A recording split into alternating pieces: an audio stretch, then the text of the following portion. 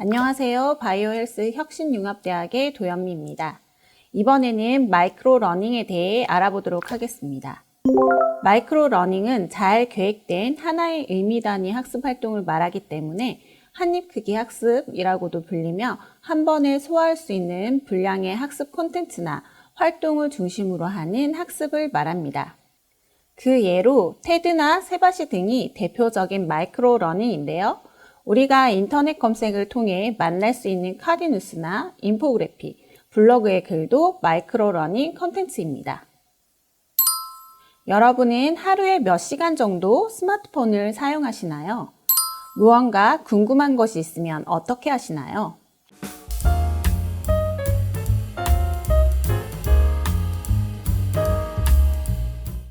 요즘 학생들은 스마트폰을 활용해 자신이 알고 싶은 내용을 빠르게 검색해서 습득하죠.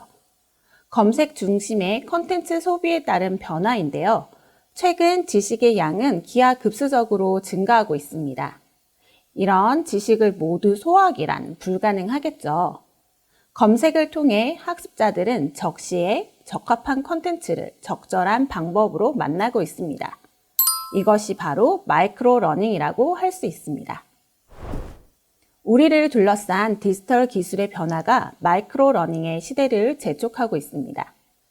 스마트폰이 이미 대세가 되어버린 미디어 환경과 검색 중심의 컨텐츠 소비에 일반화는 교육에서 마이크로 러닝을 적극적으로 도입한 계기가 되었는데요. 학습자들의 변화 또한 이런 흐름을 가속화시키게 되었는데요. 우리 학생들을 디지털 네이티브라고 부르는데요.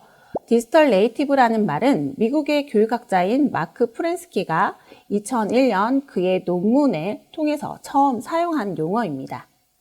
20세기 말부터 디지털 기술의 보급과 함께 성장한 학생들, 디지털 네이티브는 컴퓨터, 디지털 음악, 휴대폰, 인스턴트 메시지 등 새로운 기술이 삶의 필수 요소로 자리 잡은 세대들이죠. 디지털에 익숙하고 어릴 때부터 스마트폰을 손에 쥐고 컨텐츠의 범람과 함께 성장했다고 할 수 있는데요. TV나 컴퓨터를 이용해서 동영상을 시청하던 이전 세대와는 달리 숏폼 중심의 짧은 영상 컨텐츠를 소비하고 그들의 문화를 디지털에 투영하고 여론을 만들고 유행을 선도하면서 소비 패턴의 새로운 법칙을 만들어 가고 있는데요. 그렇다 보니 이들은 상대적으로 분량이 짧은 컨텐츠에 익숙하고 그것을 선호합니다. 또한 빡빡한 수업 스케줄, 커리어 개발 등 바쁜 일상 또한 마이크로 러닝을 더욱 강조하게 하는데요. 수많은 영상 컨텐츠에 노출되고 수많은 연결에 노출되고 또한 빠르게 변화하는 디지털 환경은 학생들이 멀티태스킹에 익숙하게 하고 이런 점은 컨텐츠에 집중할 시간이 그만큼 없어짐을 의미합니다. 마지막으로 에듀테크 기술 역시 마이크로 러닝을 도입하게 된 이유인데요. 코로나 이후 에듀테크가 빠르게 발전했는데 우리의 교육은 어댑티브 러닝과 소셜 러닝을 지향하고 있습니다. 어댑티브 러닝은 자유롭게 구성하기 위해서는 우선 학습이 모듈화가 되는 것이 중요합니다. 레고의 블럭처럼 모듈화가 되어 각자에게 맞는 컨텐츠를 제안해 주는 것이 어댑티브 러닝을 위한 중요한 도구인데요. 이러한 미래형 학습을 위해서도 마이크로 러닝의 변화는 필수적이라고 할 수 있습니다. 소셜 러닝 또한 마찬가지라고 할 수 있는데요. 소셜 미디어는 짧은 컨텐츠를 공유하고 다양한 커뮤니케이션과 토론을 거쳐서 학습이 이루어지는 공간입니다. 소셜 러닝의 활성화를 위해 컨텐츠의 마이크로 러닝화는 어찌 보면 당연하다고 할 수 있죠. 마이크로 러닝은 다양하게 활용할 수 있는데요. 독립된 완결성을 가진 컨텐츠로 활용될 수도 있고 플립 러닝에서 사전 학습 자료로 제시되기도 하죠. 또 학습된 내용을 기억하고 활용하게 만드는 데 활용할 수도 있습니다. 예를 들어 영어 앱을 사용해보면 학습 후 카카오톡을 통해 기억을 상기할 수 있도록 요약본이 오거나 오늘의 문장 등을 보내주는데 이러한 컨텐츠도 마이크로 러닝의 하나입니다. 오프라인 교육을 듣고 나서 사후에 핵심 내용을 기억할 수 있도록 짧은 영상으로 제공하는 것도 활용할 수 있겠죠. 그 외에도 성과를 지원하기 위한 도구로 마이크로 러닝을 활용하는 것도 적절한 방식입니다. 여기서 잠깐 생각해 볼까요? 모든 수업은 무조건 마이크로 러닝으로 가능할까요? 컨텐츠를 짧게 제작하면 마이크로 러닝일까요? 마이크로 러닝은 15분을 넘어가면 안 될까요? 마이크로 러닝에 대한 몇 가지 오해가 있는데요. 이것에 대한 답은 잠시 후에 알아보도록 하겠습니다. 그렇다면 마이크로 러닝 설계는 어디서부터 시작해야 할까요? 먼저 모든 학습이 마이크로 러닝에 적합한 것은 아닙니다. 학습 주제나 목표에 따라 기존의 학습 설계 방식이 더 효과적일 수 있기 때문에 마이크로 러닝이 필요한 상황을 잘 구분하는 것이 중요합니다. 여기 토거슨이 제시한 마이크로 러닝 적합성 체크리스트를 활용해 보겠습니다. 이 체크리스트를 통해 여러분이 설계하고자 하는 교육이나 수업이 마이크로 러닝에 적합한지 쉽게 평가할 수 있는데요. 체크 항목이 많을수록 해당 주제는 마이크로 러닝 방식에 적합합니다. 처음 학습을 시작하거나 복잡성이 높고 깊은 사유를 요구하는 경우 정형학습에 더 효과적입니다. 이러한 경우에는 기존의 이러닝 방식이나 대면 강의가 더 적합한 것이죠. 반면 학습자가 어느 정도 기본 지식을 가지고 있거나 목적 지향적으로 빠르게 학습하고자 하는 경우는 짧은 형태의 마이크로 러닝이 더 적합합니다. 결국 정형 학습과 마이크로 러닝을 적절히 조화시킬 때 학습 효과를 극대화할 수 있다는 점을 기억해 주세요.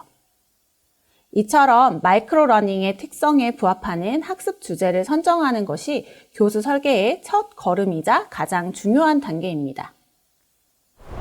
이제 학습 주제와 목표를 선정했다면 마이크로 러닝을 구성하는 방법에 대해 이야기해 보겠습니다. 마이크로 러닝은 단순히 기존의 컨텐츠를 잘게 나누는 것이 아닙니다. 성과에 기여할 수 있도록 면밀히 계획된 짜임새 있는 구조를 가져야 하죠. 여기서 핵심은 하나의 컨셉, 하나의 행동, 하나의 결과물의 구조를 기반으로 컨텐츠를 설계하는 것입니다. 이는 마이크로 러닝이 학습자에게 하나의 개념을 명확히 이해시키고 그에 따라 하나의 행동을 유도하며 최종적으로 구체적인 결과물을 만들어낼 수 있도록 돕는 설계 방식입니다. 학습 몰입도를 높이고 학습자에게 성취감을 주는데 큰 효과를 발휘합니다. 또한 마이크로 러닝은 유기적으로 연계된 모듈 형태로 설계되어야 합니다. 하나의 성취 목표를 중심으로 짧은 강의와 관련 자료, 퀴즈, 평가 등을 체계적으로 결합하여 구성해야 하죠. 이렇게 설계하면 학습자는 각 모듈에서 짧고 명확한 학습 경험을 하고 전체적으로 하나의 통합된 학습 흐름을 느낄 수 있습니다. 이제 학습자의 인지적 부담을 줄이고 몰입을 유도하는 전략에 대해 살펴보겠습니다. 마이크로 러닝에서 중요한 점은 적절한 학습 분량과 내용 제시 전략을 유지해 학습자가 부담을 느끼지 않도록 하는 것입니다. 먼저 청킹과 망각 곡선의 원리를 활용할 필요가 있습니다. 청킹은 학습 내용을 작고 유의미한 세그먼트로 나누어 제시함으로써 학습자의 작업 기억 한계를 극복하고 집중도를 높이는 교수학습 전략입니다. 큰 단위의 학습 콘텐츠를 작은 조각으로 나누면 학습자가 인지적 과부하를 덜 느끼고 내용을 더 잘 기억할 수 있겠죠? 학습자는 더욱 효율적인 학습을 할 수 있습니다. 알아두면 좋은 팁으로는 인지심리학에서 제시한 설계 원리가 있습니다. 텍스트와 그래픽은 간결하게, 시각 자료는 단순화하여 학습자가 핵심에 집중할 수 있도록 여백이나 강조 표시를 활용해 주의 집중을 유도하세요. 이러한 간결성 원칙을 따르면 학습 몰입도를 높이는 데 큰 도움이 됩니다. 마이크로 러닝은 단순히 짧게 나누는 것이 아니라 체계적으로 활용 가능한 형태로 개발이 되어야 합니다. 그러기 위해서는 다음의 요소를 고려해야 하는데요. 원 소스 멀티 유징 전략입니다. 한번 만든 마이크로 러닝은 다양한 수업 맥락에서 재활용할 수 있어야 합니다. 마이크로 러닝을 대학 수업에 통합하면 학습 효과를 극대화할 수 있는데요. 이를 위해 기존 강의 내용을 짧고 명확한 학습 모듈로 나누는 것이 핵심입니다. 마이크로 러닝을 대학 수업과 연계하는 방법은 크게 세 가지로 정리할 수 있습니다. 첫째, 강좌 간 연계형입니다.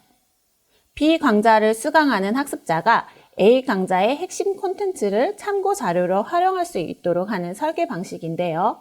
이는 강좌 간 학습의 연속성을 강화하고 학생들이 관련 지식을 심화하도록 도울 수 있습니다. 둘째는 혼합형 통합입니다. A 강좌와 B 강좌의 일부 콘텐츠를 조합해서 운영하는 방법인데요. 다양한 관점과 융합적 사고를 이끌어낼 수 있죠. 이를 통해 학생들은 더 입체적이고 풍부한 학습 경험을 얻을 수 있습니다. 세 번째는 플립러닝형 통합입니다. 강좌 일부를 플립러닝의 사전학습 자료로 활용해서 학습자가 수업 전에 핵심 내용을 파악할 수 있도록 지원합니다. 이렇게 하면 강의 시간에는 더 깊이 있는 토론과 학습 활동에 집중할 수 있습니다. 마이크로 러닝을 효과적으로 설계하고 운영하려면 학생 피드백을 적극적으로 반영하는 것이 중요합니다. 학생들이 학습 과정에서 무엇을 느끼고 어떤 점에서 어려움을 겪는지 혹은 어떤 콘텐츠가 가장 유용했는지에 대한 피드백은 콘텐츠의 질을 높이는 데 필수적인 역할을 합니다. 이를 위해 피드백을 수집할 수 있는 간단하고 효율적인 시스템을 설계하는 것이 중요하겠죠? 예를 들어 학습 모듈 완료 후 간단한 설문이나 빠르게 평가할 수 있는 도구를 제공할 수 있겠죠. 학생들에게 이 콘텐츠가 실질적으로 도움이 되었나요?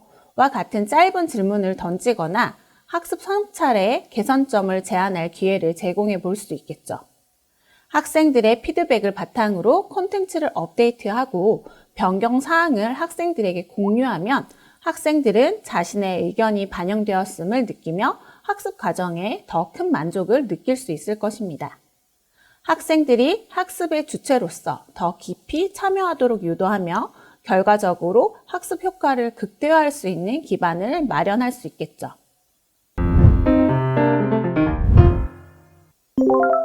바이오헬스 혁신융합대학에서는 마이크로 러닝을 어떻게 개발하고 적용하고 있을까요? 함께 살펴보겠습니다. 바이오헬스 혁신융합대학은 여러 대학이 협력해서 교육과정을 개발하고 운영하고 있는데요. 이를 위해 유연 학사 제도를 도입하고 있습니다. 전통적인 15주 학기제 대신 13주 동안 운영되고 학습자는 각 교과목에 따라 13주 동안 자유롭게 수강할 수 있습니다. 기존 이러닝의 고정된 학습 기간과 달리 학습자는 자신만의 페이스로 언제든지 학습을 진행할 수 있죠. 바이오헬스 진로 설계 교과목은 바이오헬스 전공에 관심 있는 학생들이 다양한 직무를 탐색하고 진로를 설정하는 데 도움을 주는 마이크로러닝 강좌입니다. 이 과정은 전문가 인터뷰를 통해서 학생들이 바이오헬스 분야의 직업과 직무에 대해 이해하고 자신이 나아갈 방향을 설정할 수 있도록 구성되었습니다. 바이오헬스 진로 설계는 총 150여 개의 콘텐츠로 구성이 되어 있는데요. 학생들이 바이오헬스 산업 동향뿐만 아니라 직업 이야기, 바이오헬스 현장 탐방, 바이오헬스 전공 맛보기, 창업 등 주제를 자유롭게 선택하여 학습할 수 있습니다. 학생들은 30개 이상의 컨텐츠를 수강하고 간단한 퀴즈와 성찰일지를 작성함으로써 교과목을 이수할 수 있는데요. 매 학기 150여 개의 콘텐츠를 모두 수강한 친구들이 있을 정도로 인기 있는 강좌입니다. 들어보고 싶으시죠? 빅데이터, 인공지능, 메타버스 등의 기술이 스포츠 산업 전반에 걸쳐 혁신을 일으키고 있는데요. 스포츠와 디지털 교과목은 4차 산업혁명의 디지털 기술이 스포츠 분야에 미치는 영향을 다루고 있습니다. 특히 스포츠 디지털 기술은 선수들의 신체 정보를 실시간으로 추적해서 최상의 컨디션을 유지할 수 있도록 도와주며 스마트 헬스케어를 통해 맞춤형 건강관리와 예측 의료 서비스를 제공하는데요. 이 교과목은 마이크로 러닝 방식으로 개발이 되어서 디지털 기술에 대한 기초 지식을 짧고 집중적으로 학습할 수 있습니다. 바이오헬스 진로 설계 교과목이 진로 탐색을 위한 강좌라면 스포츠와 디지털 교과목은 스포츠 분야의 디지털 스킬을 함양하기 위한 강좌로 총 61개의 콘텐츠로 구성이 되었습니다. 13주 동안 자율수강을 통해서 디지털 기술을 스포츠와 결합하여 활용할 수 있는 능력을 배양하는 데 중점을 두고 있죠. 콘텐츠 시청 후 간단한 퀴즈와 성찰일지 작성을 통해서 교과목을 이수할 수 있습니다. 이번에 소개할 바이오헬스 인체의 신비 교과목은 기존의 이러닝 강좌를 마이크로 러닝 방식으로 전환한 대표적인 사례입니다. 이 교과목은 해부학이라는 다소 어려운 학문을 쉽게 이해할 수 있도록 생활 해부학으로 단순한 표면적인 지식에 그치지 않고 뼈, 근육, 신경, 혈관, 장기 등 인체를 구성하는 각 요소들이 어떻게 배열되고 연결되는지에 대해 심층적으로 탐구합니다. 바이오헬스 인체의 신비 교과목에서는 학습자의 흥미를 유발하고 몰입도를 높이기 위해 기존의 단순한 인체 구조 명칭 대신 더 흥미롭고 직관적인 제목을 사용하였습니다. 예를 들어 근육에 대한 학습 모듈은 등 근육에 보톡스를 맞는다고와 같은 제목으로 변경하여 학습자가 실생활에서 접할 수 있는 사례를 통해 호기심을 자극하여 시작하도록 유도했습니다. 또 우리가 즐겨 먹는 감자탕의 진실과 같은 주제를 통해 근육과 뼈의 관계를 자연스럽게 이해할 수 있도록 하였습니다.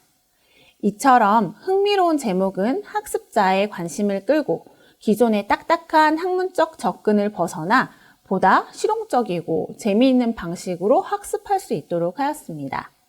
각 학습 모듈은 마이크로 러닝의 특징을 반영해서 짧고 집중적인 학습 모듈로 구성이 되었습니다.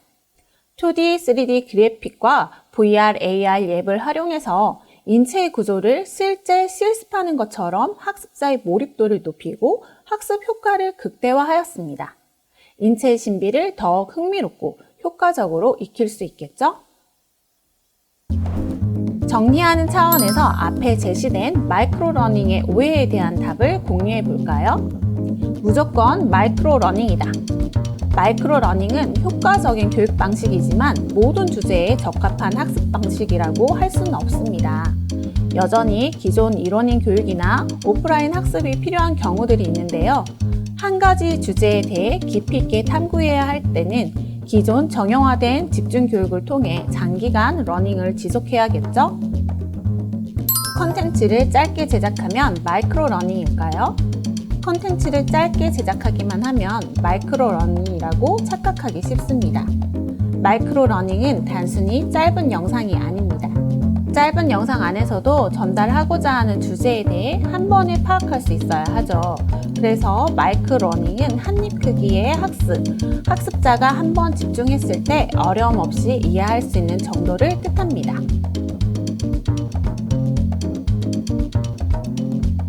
(15분을) 넘어서는 안 된다. 마이크로 러닝은 통상 15분 내의 교육이라고는 하지만 정해진 규칙은 없습니다. 물론 학습자의 집중력을 고려하면 영상의 분량이 짧을수록 효과적인 것이 사실입니다. 그러나 얼마나 짧은가 보다는 강의 주제를 빠르게 전달하는 것이 핵심입니다. 학습자마다 강의 유형에 따라 교육 내용을 수용할 수 있는 시간은 달라집니다. 학습 대상이 1분 만에 지식을 습득할 수 있어도 마이크로 러닝이고 다소 복잡한 주제를 다루는 교육이어서 20분을 넘어가더라도 마이크로 러닝이라고 할 수 있습니다. 그러나 1시간짜리 분량의 주제에 대해 10분짜리 영상 6개로 쪼개는 것은 마이크로 러닝에 해당하지 않는다는 것을 유념해 주세요. 최근 교육에 일어나는 메타버스나 게이미피케이션 등과 같은 트렌드 변화들의 기반에는 짧은 컨텐츠인 마이크로 러닝을 기반으로 할 때 그 확장성과 활성화가 담보될 수 있습니다. 이와 같은 다양한 전략을 활용하면 마이크로 러닝은 기존 강좌를 보완하고 확장해 대학 교육의 새로운 가능성을 열어줄 것입니다. 감사합니다.